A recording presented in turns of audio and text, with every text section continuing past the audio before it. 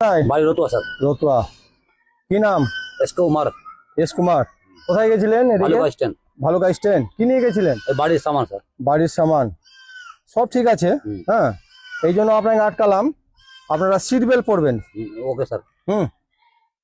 Seat belt ভুলে গেছিলেন নাকি? সিট বেল্ট পরেছিলাম স্যার, কিন্তু ওই গরম জন্য লাগাইনি। আচ্ছা, মানে কিন্তু গরম হয়। আচ্ছা, সিট বেল্ট পরলে সিট বেল্ট পরলে কি হবে, কোথাও সেফটি, নিজেকে সেফটি, কোথাও হঠাৎ ধরেন কি ব্রেক মারলেন, সামনের দিকে যেন না ঝুঁকে পড়েন, এই জন্য তো সিট বেল্টটা।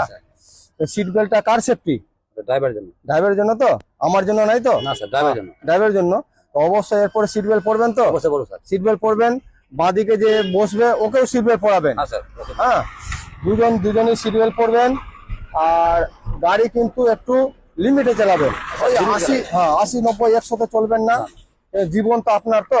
হ্যাঁ, আমরা চাইবো যে আপনাদের জীবন যেন বাঁচুক, ভালোভাবে চলুক। হ্যাঁ, এটাই আমরা চাইবো।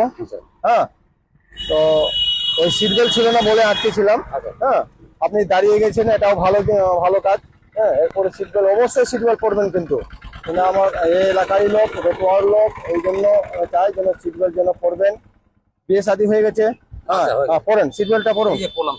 আর জীবনে ভুল হবে না। হ্যাঁ, এই যে দাদা সিট বেল্ট পরে নিল, কথা দিল আমাকে, আর ও জীবনে ও সিট বেল্ট ছাড়বে না। দুজন